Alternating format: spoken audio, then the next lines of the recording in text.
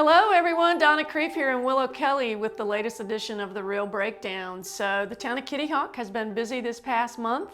They approved a text amendment that would allow business owners to construct employee housing at their properties, similar to the idea of a residential accessory dwelling unit, but for commercial sites. The town also tabled consideration of an amendment that they've been working on for some time now for the residential accessory dwelling unit ordinance. They have an ordinance in place. They've been trying to get some revisions in there.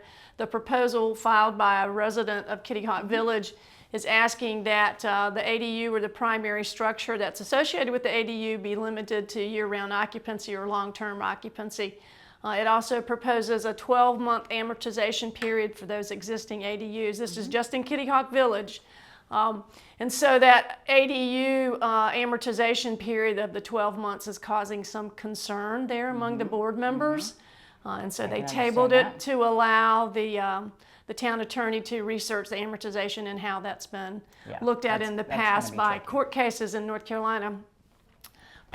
We had a great meeting with them. We had a great meeting with them, and that's what I was going to say.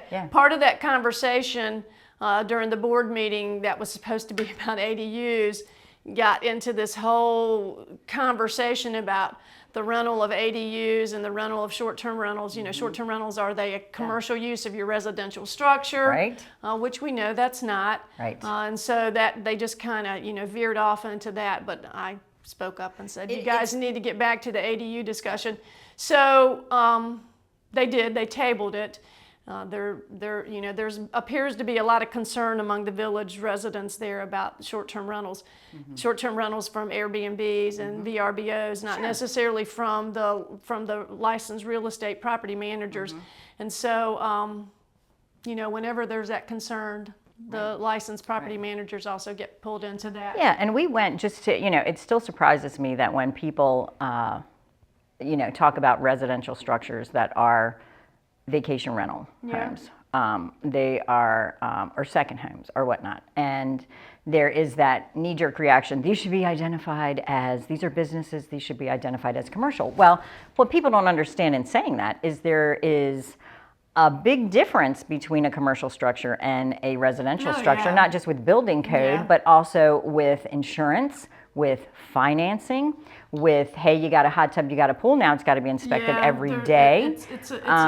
It is a big difference, and it's the use. The use can change. Look how many homes we had in the past few years that were in a vacation rental program and went from being in a vacation rental program for years and now are no longer in a vacation rental program. Yeah, they're being used by they've been bought by the property owners. By the property owner. But it's still a residential use. It's a residential use. You just can't get past Correct. that. So anyway, so ADUs, short-term rentals, have been a big discussion here locally. The town of Southern Shores, their planning board, are looking at ADUs, and again, when they had their meeting this month, the whole issue of short-term rentals got drug into it. The town of Nags Head is starting to research ADUs and how they can address them in their jurisdiction, and they've already noted in the staff remarks that short-term rentals will be part of that discussion. So I'm going to be continuing to watch that. I got an email this morning from someone who shared an article with me where the city of Highlands, which is in the western part of North Carolina, is looking to outlaw short-term rentals from Airbnbs and the online marketing firms like that. They're very specific that they're focusing on that. And so I'm going to go home and look up that ordinance to see today how and fast an attorney shows up at their door. How quickly Airbnb gets involved in that. And that the whole part of that discussion is that they're looking to amortize them until 2027. And so there's some question about whether that's legal or not. So we'll see how that shakes out. Airbnb has a big legal team. I'll continue to team. watch that. The town of Nags Head is continuing their work on multifamily regulations and how they reintroduce them into the C2 district. They have them written now so that they're restricted to year-round occupancy, with 60% of the units being restricted to employment in Dare County. So, they're trying to get the multifamily back, but they want it to be restricted to year-round rentals. So we'll see how that plays out as well. Everybody wants to go to heaven, but nobody wants to go now. Yeah, that's right. So short-term rentals are getting a lot of focus. I read somewhere someone from our Government Affairs Committee sent me a copy of an article where Barcelona is trying to outlaw all of their Airbnbs, which are like 10,000 of them. Yeah. So and then they're holding signs to say tourists go home. Yeah. So isn't that great? There you go. The other thing that I've been working on is this year OBAR, typically we do candidate surveys and with questions that we share the responses with all of our memberships. Our membership this year, we're going to try a different approach. We're going to do video questions with the candidates. We're going to sit down and do one-on-one person interviews with them. Some of them will have to be virtual. The state candidates will probably be virtual. And see how they respond to questions that are important to the OBAR membership. I'm envisioning some free-flowing discussion. See how they respond and think on their feet. All of the local candidates for the Dare County Board of Commissioners have agreed to participate, and some of the state candidates have agreed to participate. So we're looking forward to that. I think it'll be interesting, something different. The League of Women Voters does the in-person candidate forums, and so we wanted to try something different. So that's what we're going to be doing. We're going to start those interviews in September so that we can release the videos in October before early voting starts.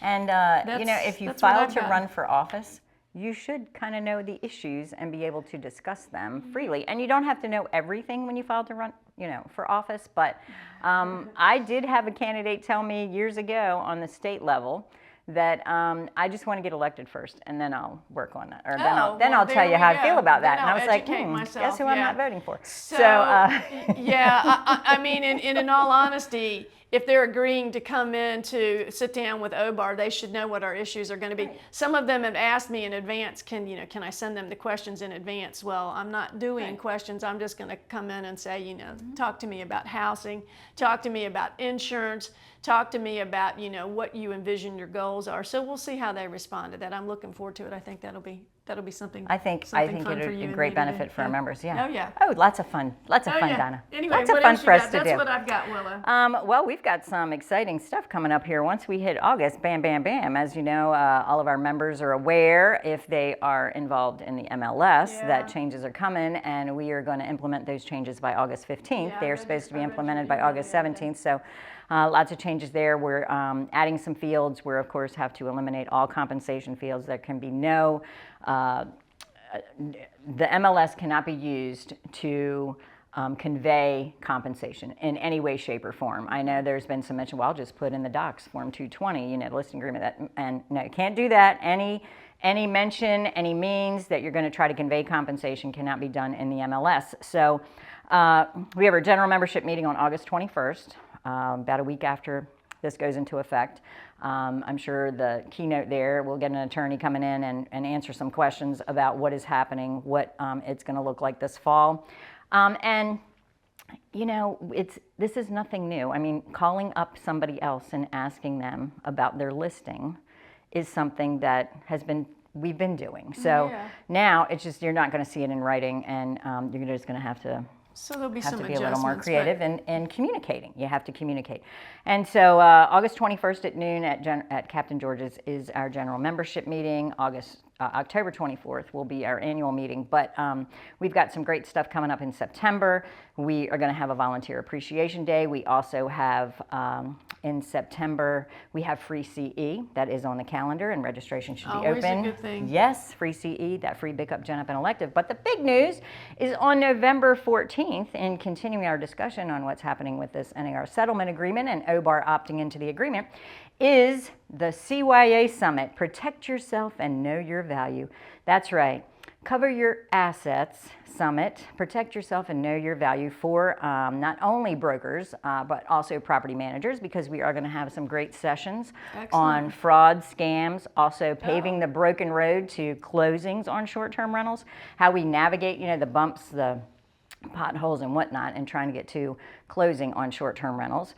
And then we will have Leigh Brown as the keynote speaker. Always a good speaker. Leigh Brown, just go to YouTube and see Leigh Brown. High energy. High energy. And I'm sure she's going to have a lot to say about the NAR settlement agreement as well, and where we are at by November. So I would just encourage everyone to subscribe to our YouTube channel, where this video will be aired, also on our private Facebook group, OBAR REALtor members, and then also our Our page is a public page. Right. I think we share that on our public page as well. And then also on Instagram and whatnot. So you can find us everywhere. And of course, www.outerbanksrealtors.com, where you can click on our calendar and you can just scroll down and see what great things we have in store for you. So with that, Donna, That's all I've got. if real estate is your profession, politics is your business. There you go. Thanks, everybody.